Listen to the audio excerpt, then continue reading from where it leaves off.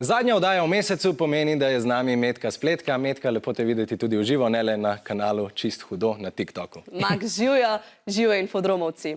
Ja, na TikToku ste radi pogledali prispevek o K-popu in o dogajanju v Izraelu, kar me veseli, namreč to, da vas zanima dogajanje po svetu. No, predvsej manj pa sem bila vesela nekaterih sovražnih komentarjev pod objavami. Ja, razumljivo. No, precej živahno pa je bilo tudi na Snapchatu. Preizkusili smo Snap AI, ki ga marsikdo od vas že uporablja.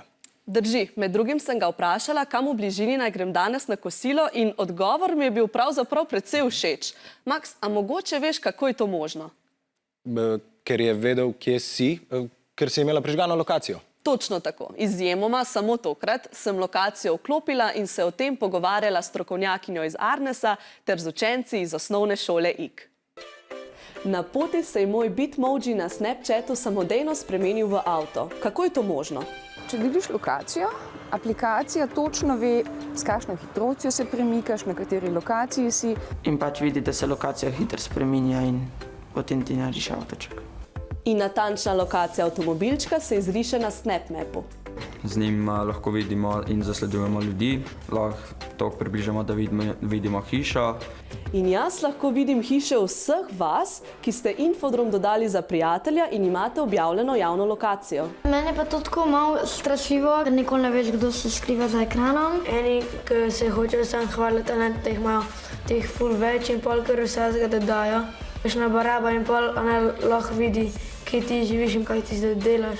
Imam nastavljeno nastavitev, da lahko mojo lokacijo vidijo samo moji najboljši prijatelji. Če koga ne dobim na telefon, da ga lahko poiščem, kje je. Tako, če me bi kdo ugrabil, pač, a ne bi bilo dobro, da bi oni vedeli, kje sem jaz. To bi mogoče teoretično lahko prav prišlo, ampak veliko večja verjetnost je, da s tem, ko ti deliš lokacijo. In Snapchat verjetno ni edina aplikacija, kjer omogočaš vidno lokacijo, kaj ne? Ne veš, kdo se tvojo aplikacijo sledi.